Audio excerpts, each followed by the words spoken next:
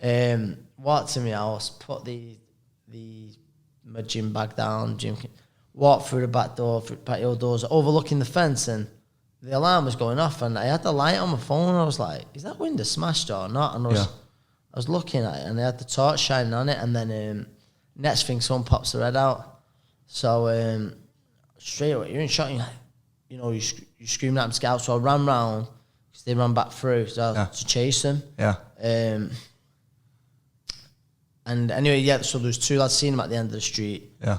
Started taking chase, and I just thought, there's no way on this earth. I got the night off running, didn't I? But I thought, there's no way on this earth you're getting away. Because I remember next to that time, so they're saving up for a wedding and stuff like that. Yeah.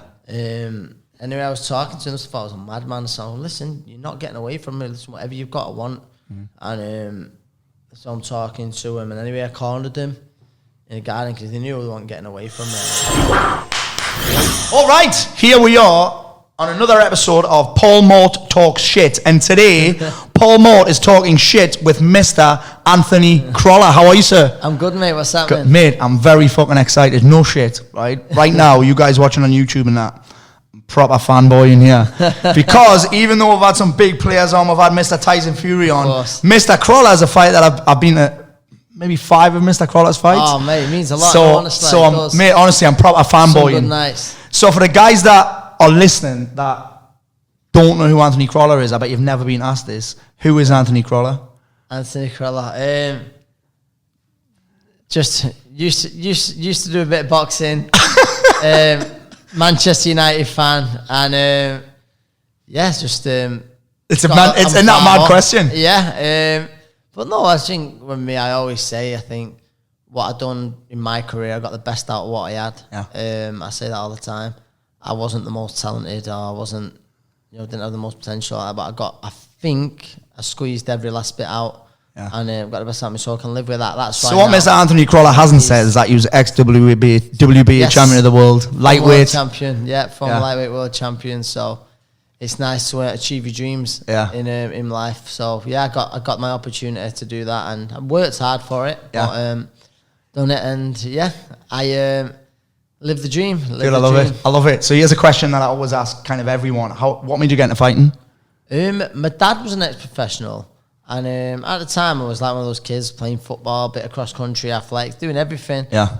And I was a pretty sporty kid, and my dad, like obviously being an ex-professional, you're around it, and you just pick up the basics. Yeah. And so when there was, my dad had retired. My dad had retired. And it was just keeping half fit. He had some keys to the gym. So sometimes there was no one to mind. So I'd go along with him, and I'd pick up little things. And then I remember my dad started working later shifts then, so I couldn't go. And then just before I was 11, I knew you had to be 11 to fight. Compete. Oh, really? And jumped on the bus. My mum took me on the bus to the boxing gym, and I was hooked ever since. Because I already had a little bit of grounding, like a bit of schooling. Yes. And within a few months, I was having my first fight. Yeah. And that's been your entire life, really, right? Yeah, 20 odd years, getting punched on the nose. And he's still a handsome bastard, look. You guys watching, still a handsome bastard. Used to be a bit smaller. Well, mate, it suits you. Thank you. Thank you. Your father top up there. Hey, would he ever let your lad fight? Do you know what? I get asked this quite a lot. He's almost 7. Yeah. But I'd really rather he didn't. Rather he didn't. Yeah, he's playing football at the minute. He's only young, but he's doing really well. But if he wanted to get into boxing, it's sort of like I certainly wouldn't encourage it, but I think as a parent, you just got to sort of try and support your child the best you possibly can, and support what they want to do. Yeah, and I don't like I say, I just. Has he shown any interest though?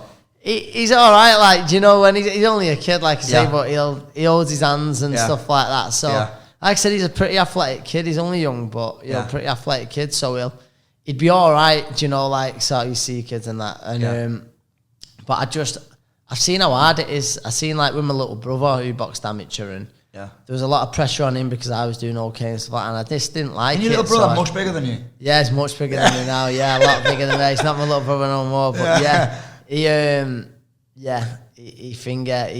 was hard like for him because, and to be fair, he was talented, but he didn't train proper or anything like that. He played at the game, but there's a lot of pressure on him still. I just didn't like it, so I just think it'd probably happen the same with my son. So I'd much rather him do something else. Yeah. But if he got the bug, then I probably couldn't stop him. Yeah, I love it. So, mate, there's a couple of things that I want to talk to you about. So, obviously, you've got the famous story that.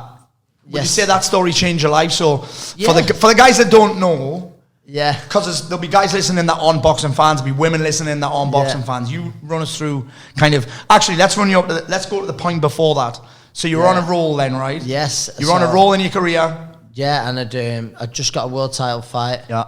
It got announced and everything, so I was in training for that. Yeah. And...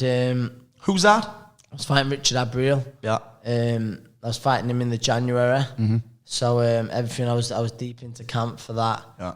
And for those who don't know, it was I pulled up outside my house. I was going on the track. Yeah. So I was literally going to go in, change my stuff, and then go to the running track with my coach. And he phoned me and he says, "Do you know, Carl, I'm thinking you was really good today, and I just don't want to overcook you." He says, "I want you to go home, have a rest, come back tomorrow, and we'll fire up again." He says, "But you're in a really good place. I don't want you. Yeah. Do you know, I don't want you overcooking anything and stuff like that." So anyway, that was it. Pulled up, alarm next to us, alarms going, and you just think, when's that going to go off? And then it wasn't going off for a bit. Yeah. So I gave him a ring, the lad who lived next door at the time, Craig, and I said, "Hi mate," I said, "your alarm's going off." I said, "No one's here." And I said, "I'll ring her now. She's just gone gym." Yeah. So anyway, that was it. And then I think I joked something along the lines of, "I'll just check you're not getting broke into." Yeah. Walked to my house, put my gym bag down, walked through the back patio doors, overlooking the fence, and the alarm was going off, and I had the light on my phone, and I was like, "Is that window smashed or not?" And I was looking at it, and I had the torch shining on it, and then next thing, someone pops their head out. So straight away, you're in shot, you're screaming at them to get out. So I ran round, because they ran back through, to chase them. Yeah. And anyway, so there was two lads, seen them at the end of the street. Yeah.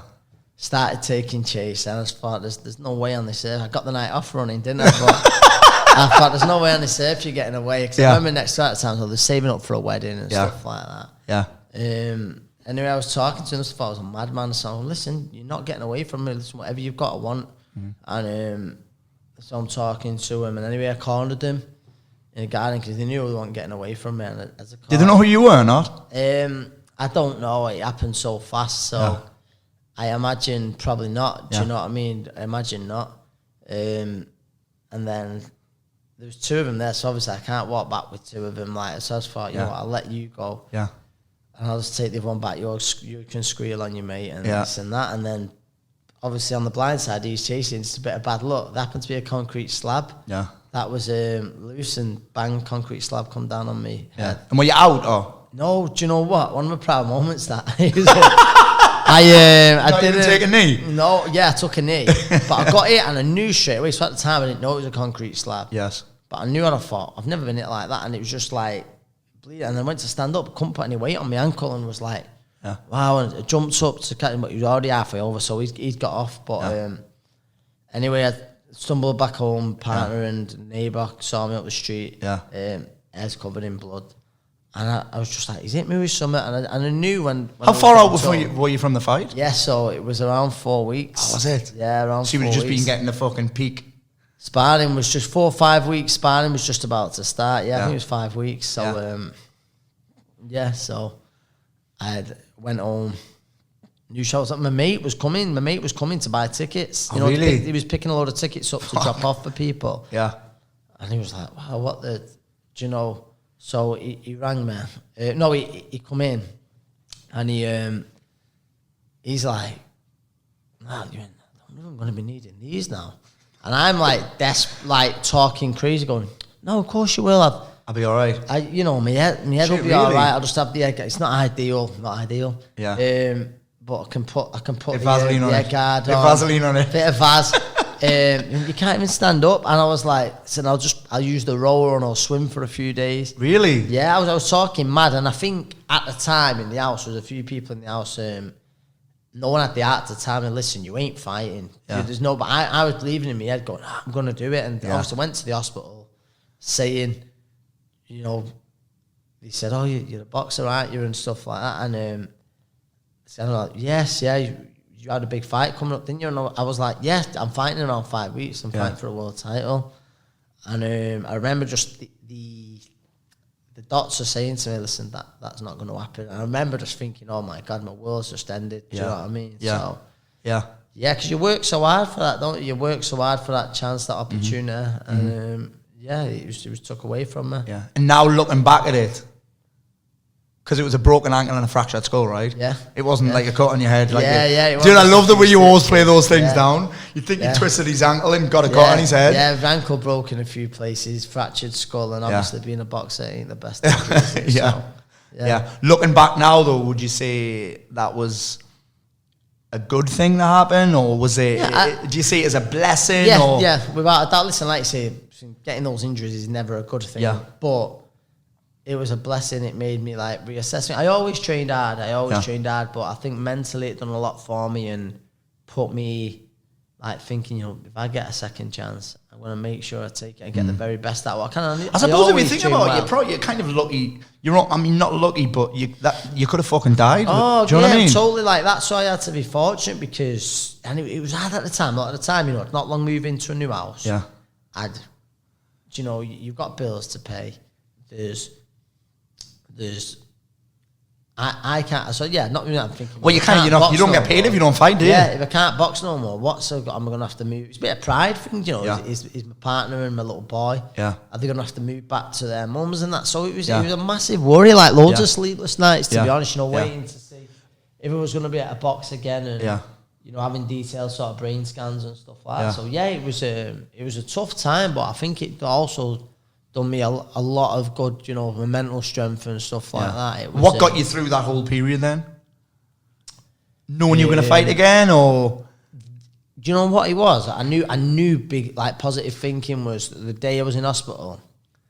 I knew, like, a few hours after that, and I'm seeing myself on the telly constantly, like I say it. Were you? It was mad. I thought, I didn't know what had gone on, and I was watching telly. Yeah. And it was all over the news, and then turned it over to something else, and then it was on Sky Sports. I was flicking up the channels, and I was all over it. Yeah. I'm like, how hard have I been here? Is this going on?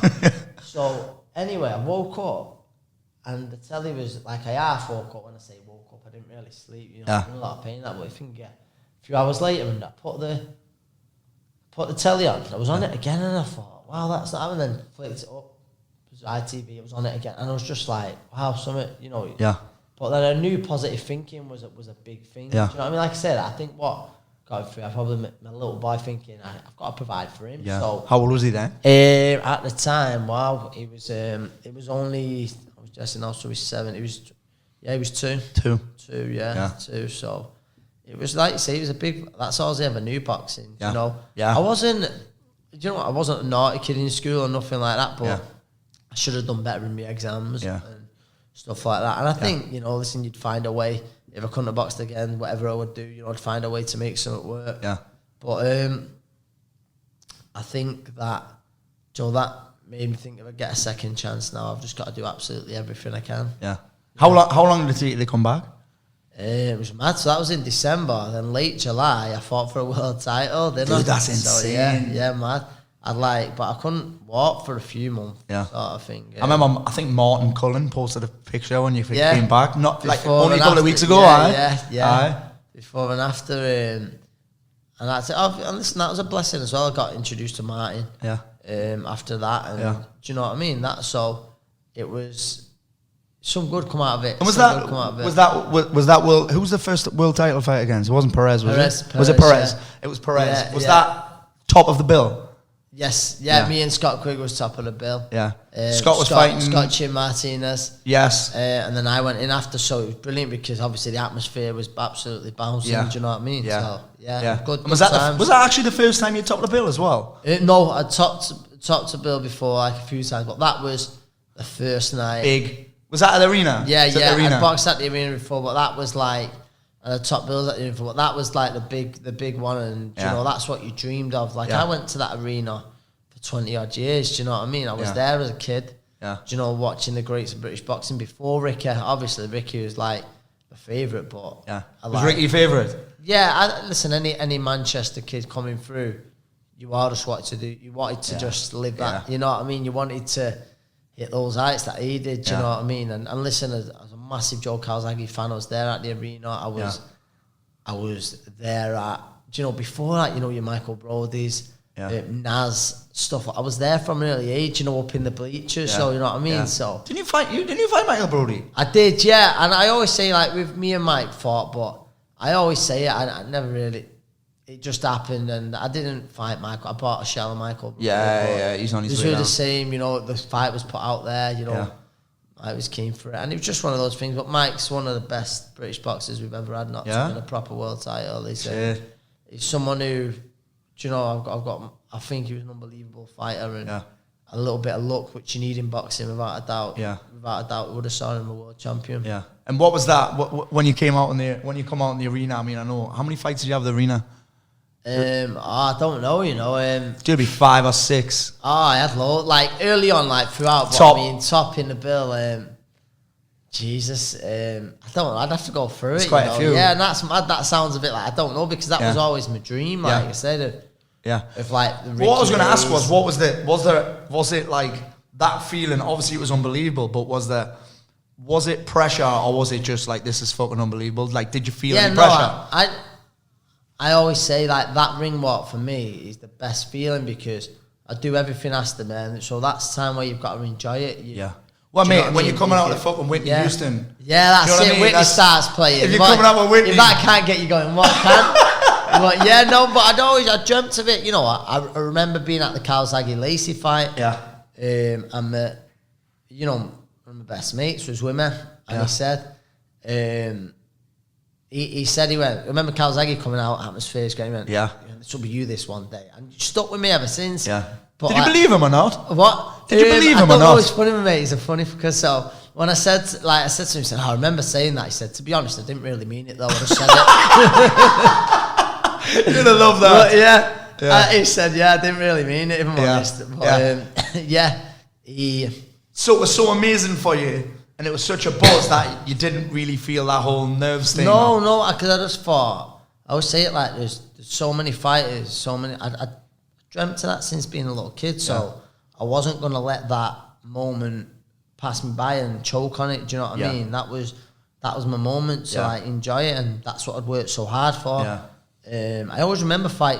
Obviously, me and John Murray boxed. I always remember a bit of training with him back in the day, and he said, he went, you know what? It was a great bit of advice. He went, you've got to enjoy fight night. You know, he said, you've got to enjoy fight night. He said, you'll get nervous there, and it'll be over soon. He said, it'll be over soon. You won't ever get those nights back. And it stuck with me, and I thought, you know what, you're right. And it helped me a lot throughout my career. That I was only early on in my career, but I'd be there and build up loads of pressure, and stuff like that, putting mad pressure on myself, and even early on, like putting pressure on myself, like, you know, learning fights where without a doubt I should have been winning. But I was, you know, you're thinking worse, thinking, building up too what much. If this, what if that? You know, it's silly, like. But and when you, after, in those early days of your career, after you lost a fight, what was your, like, were you down? Were you obviously there would be a bit of down? How did you deal with all that shit? It's just part of it. And listen, without sounding cheesy, it's just now I just look at it as like it's a lesson. Just a loss. It was a loss, but it wasn't just a loss. It's a lesson. And that's how I think you've got to look at those things. And I had a mad career, like an absolutely mental career. Dude, because early on it was fucking up and down, wasn't it? Listen, it didn't look like I was going to win an English title, never mind a world title, and that stuck with me like. Was there something in particular that you'd say changed for you from going from being up and down in a... I'd say linking up with Joe was a huge move. He got the best out of me. I think, you know, it was just... Dude, I bet that fighting at the arena must have made you raise your game as well, right? Of course. You know, that it's... I think you always said something to me along the lines of, listen, it's your Broadway moment. You can either, like, show your feathers, you know, you can peacock it, or you can choke. And that was it. I just thought, those ring walks, I loved them. I say it all the time, but I'll never get that high again. Never ever get that high again, whether fortunate, and I've been in the corner passing up in world title fights and stuff. So that's an amazing feeling. But do you know those ring walks? It's a high I'll never get again. And I always said it like, and without sounding, smart ass, I always think, unless you've done it, like, it's hard to describe. It's an amazing feeling, and that's not, if you've not done it, you won't know. But it's just. I was talking to Martin Stapleton about that, and he was talking about that in the Marines. When he was in the Marines, he was in Afghanistan. He said, I can't describe what that's like unless you've been there. Imagine that, like, wow. Yeah. That rush, and it's one of them, I think, with it. I always call it me, it's like, it's that walk, it's almost like death row, you're walking. There's thousands. In fact, for you, mate, there's not just the thousands of people in the arena, there's fucking millions of people watching it all. Watching and stuff, and, and that's why I think, I always had to get the best out of myself, because I thought, if I didn't, terrified walking to the ring. Do you know what I mean? Where I've seen lads, and it's amazing self-belief. You've not put the work in, like they should. Missed a few sessions, and I think when they walk into the ring, they must be terrified. But I don't know. And you were always fucking mega prepared, right? Yeah, I think I was. I was always mega prepared. I always trained hard, and like I said, I believe, and I can live with that. I got the best out of what I had. That's what I think. Yeah. So the differences between let's talk about that again. Let's go back there. So we moved to Joe's. You moved to Joe's gym. That improved it dramatically. Yeah, I think Joe got me. Was there any change in attitude, or was your attitude always? No, I think he just got me believing in myself. So I suppose that was a change of attitude. More self-confident, and then I was doing well with lads who was boxing for title, stuff like that, and then I was a bit like, well, if they're doing that, and I'm more than holding my own. Yeah. In sparring times, sparring, but I was holding my own and more. I was a bit like, start believing in yourself, and that was it. Yeah, that was it. Yeah, and it was. But it's mad now when I think I remember those days like it was yesterday. Whereas now it's all over, and that's what I think about a boxing career. It goes like that. Listen, I had my first fight in October 2006 at the arena. It's coming up to 14 years, isn't it? That's fucking insane, 14 years. I remember it. I remember the day of it, the way. I can remember everything to a T, like, you know what I mean? And it's just, I always remember people saying, it's a short career, and it is. Yeah.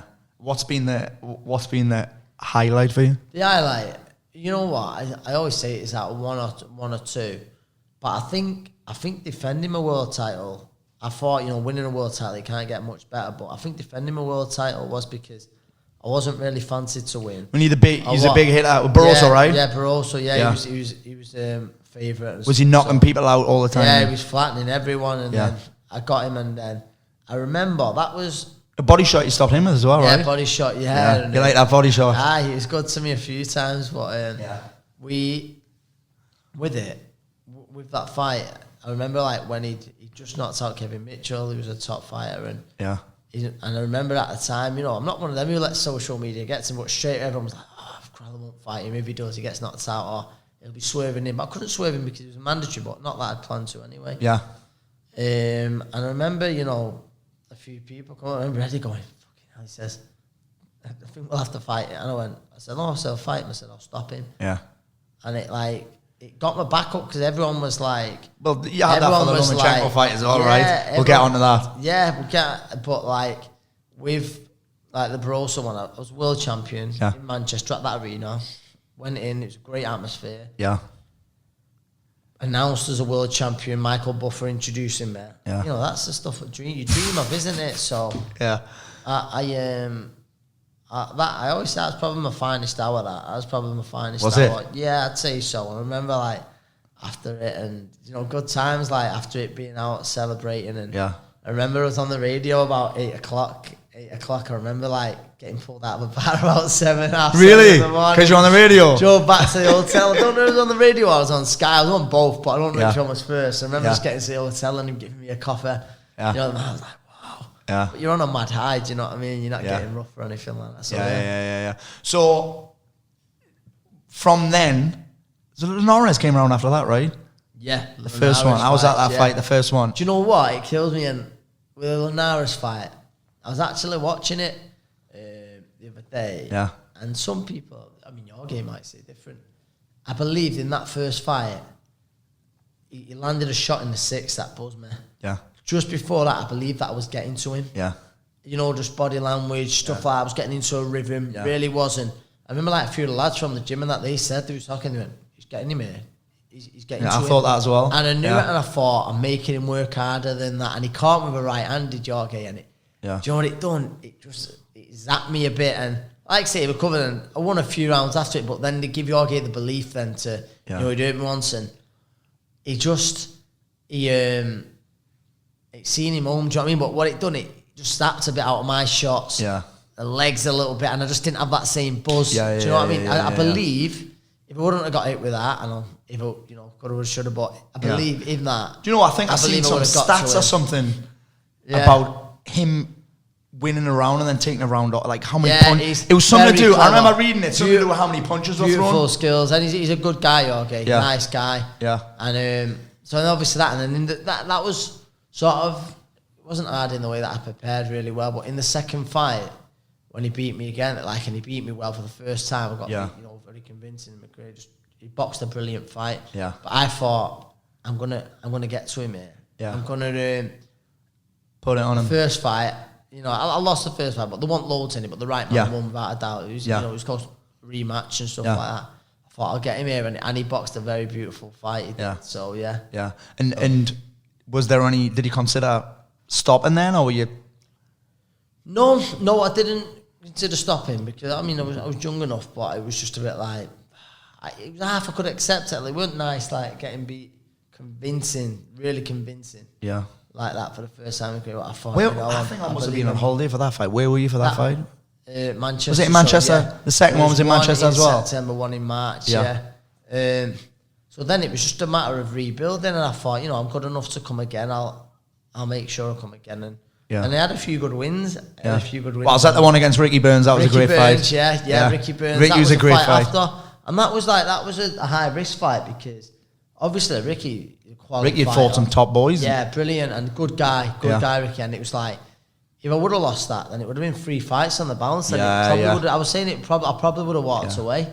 And that wasn't it. You could have took a way easier fight than that a bit. Yeah, definitely. Yeah. So, you know, same for Ricky, and so we fought, and like I say, so I beat Ricky. It was a good night. It was an emotional night as well, because of, you know, the arena had not long back open. Do you know what I remember about that fight? There was a kid from Newcastle, Lewis Ritson, fought on it, mate, and he took that fucking kid. Yeah, he boxed Robbie Barrett. He did, dude. He looked very good that night. I'd seen him fight like a year before in like a local leisure centre in Newcastle. He come on the scene, but I knew Lewis could fight. I remember sparring with him a while before that. I was like, you can fight him. Yeah. Like strong jab, good fighter, Lewis. Yeah. And he's brought some good nights. He's brought some great nights. In Newcastle. Great atmosphere. I know the entrance song you won't be happy with. Nah. Save it. I wasn't happy with that when I came in. Save it. Oh yeah. I wasn't happy with that when I came in. Get I'm like, come on, get the red and white ones up. Yeah. But yeah, Lewis boxed that, and he looked quality. He did, I don't think anyone had even. Yeah, not many. Onto the scene. You know what's crazy? I always think about this. Lads from the northeast never seem to. It's mad, isn't it? Lads from the northeast never seem to make it, do they? They never really get big nights. Shouldn't you have some brilliant fighters, and it's mad because it's a great sporting city. But it is. Look at the arena sells out. The arena, the crowd. So I hope now. Boxers never seem to really blow up, do they? I hope now that he gets he keeps getting the support he does. Yeah, well, the atmosphere is as good as. We went to a fight. I can't remember who he fought. He fought a French guy, and Josh Kelly was on the card as well. Yes, yeah. Obviously, he's a Sunderland lad. Yeah, Sunderland lad. Yeah. Josh, nice lad. So, But he's Lewis. Like you say, that was his coming out night. It was on the bill. But that was a good night for us. Got me back into the mix. I boxed in Cardiff. Yeah. After that, I fought a decent Mexican one. It wasn't like frozen spills, but it was a decent. Yeah. And then it was nice sort of to take it off boxing and, you know, the Millennium Stadium. Yeah. And then I boxed Dow Jordan. Yes. From Indonesia, and he was in a fight who'd been avoided, and got offered the chance, as I thought, without a doubt, because then I knew. And that was a tough fight, wasn't it? Like, yeah, it was a tough fight. I was peeing blood after that one, and it was a tough old fight, and there was a lot of punches thrown at me. Yeah, a lot. It was like, you have 4, I'll have 5. You have 4 shots, I'll have 5. It was a tough one, but I knew, like, win that, and I was confident I'd get a world title shot. I'd score a world title shot, and that was the plan. And that's what I've done. That's what I've done. So obviously then. And dude, do you know? This is one thing I really. When I was thinking about what questions I was going to ask, the one thing I was going to ask you was, obviously you're known as the nicest guy in boxing, right? Do you get fucking sick of hearing that? I don't know. Did you get called that every single interview? I don't know. Yeah, nicest guy in boxing, you get it all the time, man. You don't meet many bad boxers. Dude, you don't. Yeah. We were saying that. I was saying that to Rick before. Like the reason we've had so many fighters on, they've all just been, even the MMA guys, just all nice guys, down to earth guys. Yeah. I suppose you can't have that big of an ego in boxing, innit? No. Listen, you soon get that fucking beaten out of you. Or on a night, yeah. It doesn't happen. Yeah. So I remember before you were about to fight Lomachenko, you came out with something on social media that was like, people are acting like I've won a bingo. Won a lottery ticket. Do you know what I mean? I've earned my chance. You know, I beat a quality fighter in Dow Jordan. Before that, I beat Ricky Burns. You know, a few fights for a freeweight world champion. Yeah. People going on like I've got my 6 numbers up to fight him. Do you know what I mean? Yeah. And that was it really. And that was that. Were you just hearing that what was that like for you? It didn't bother me. I think I said after the fight, it become pretty well documented. I mentioned something like Barry. I said, I don't give a fuck if Barry from Barnsley thinks to get smashed. Nothing against Barry. Sorry, mate. Nothing against Barry, whoever he is, but it was just like, I don't give a if you think I'm smashed. I've earned my right, to fight him, and that was it. And do you know what? I look back now, and Jordan was, after that night, maybe I was starting to go on the decline after the night. Because that was a good win for me. But when I look now, listen, stylistically, I had a great camp with Lomachenko and that, but stylistically, he's a nightmare for anyone, but it was sort of for me. I do think, I say it sort of with Jones, I wish we would have tried to put it on him. From the start, the plan was to box a little bit early on, and then to try and get him to take more chances and then stand my ground. Yeah. But he what's it called? He was brilliant that night. I think I caught for a very ruthless, Vasily Lomachenko. Yeah. Was there any fear?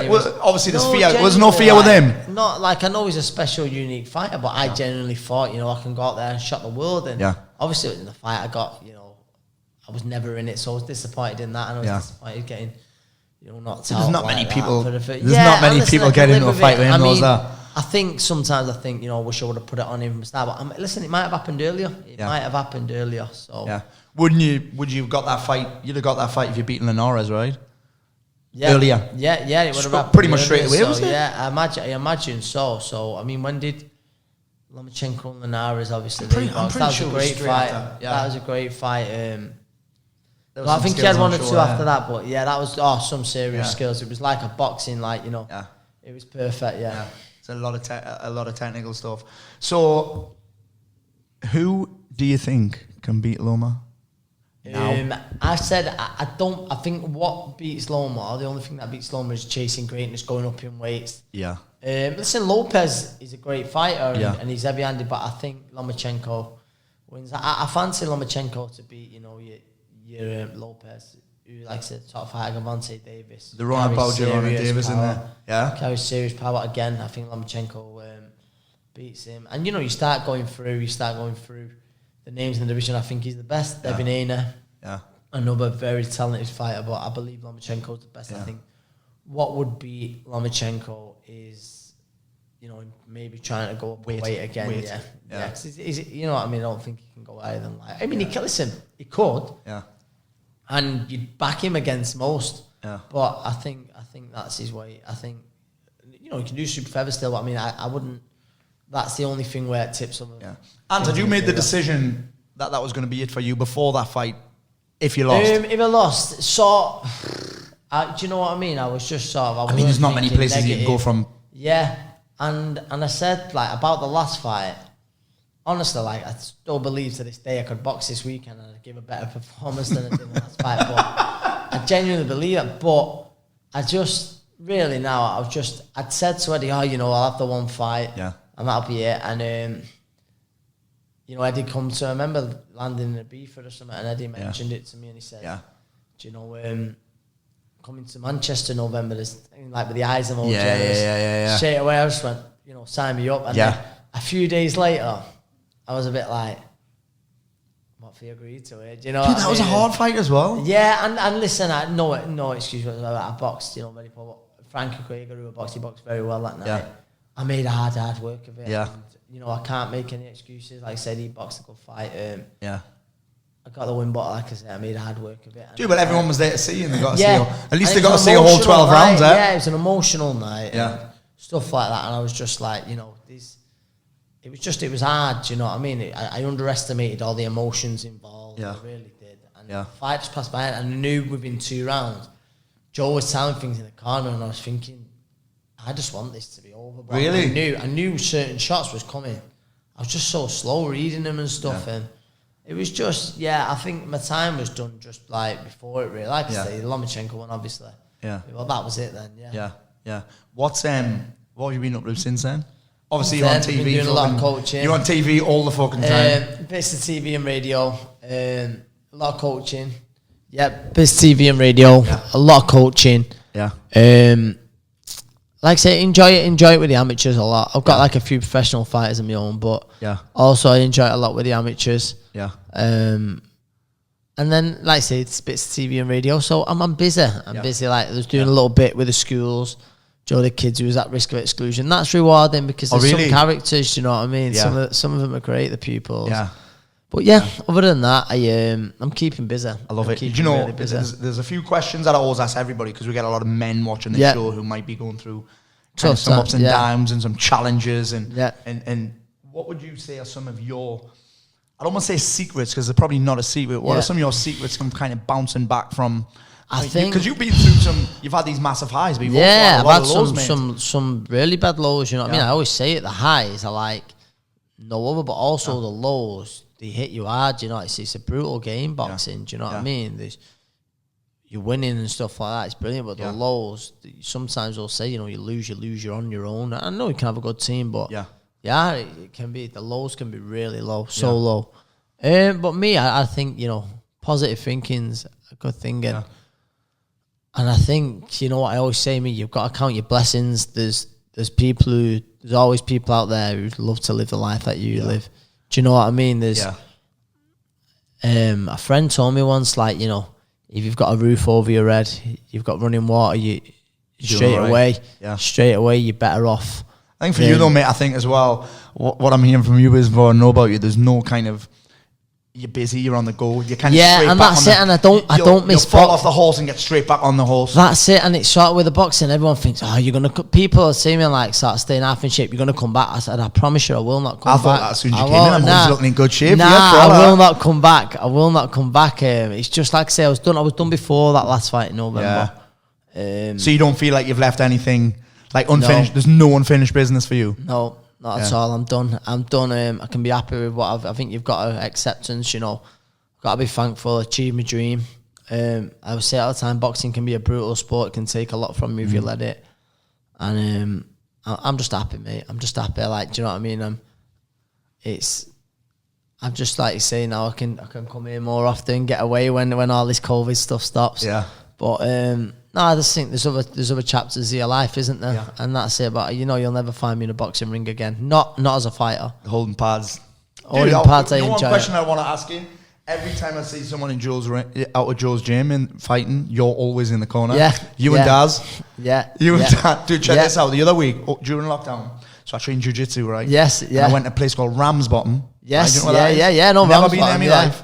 I've only been to Bury once, and that was when Rick took me. Scott had just fought Carl Frampton. Yes, right? yeah. Only been to Bury once, met Daz. Yeah. Went in a fucking Asda for a piss. Yeah. During lockdown. They wouldn't let me in. I saw Daz. Really? How crazy random is that? One. Daz is top. Good guy, real so good. random. I'd never seen anyone else in that top area. Top guy, Daz, and so like a real good boxing brain. When you're cornering people, do you get stressed out? Yeah. No, I think, you know, you can't get too stressed out. Why is it always you that does that? Because I enjoy it, and Joe's sort of like, for years has sort of had me as Joe helping him out, and I enjoy it, and like, you know, I think that helps me become a coach. Yeah.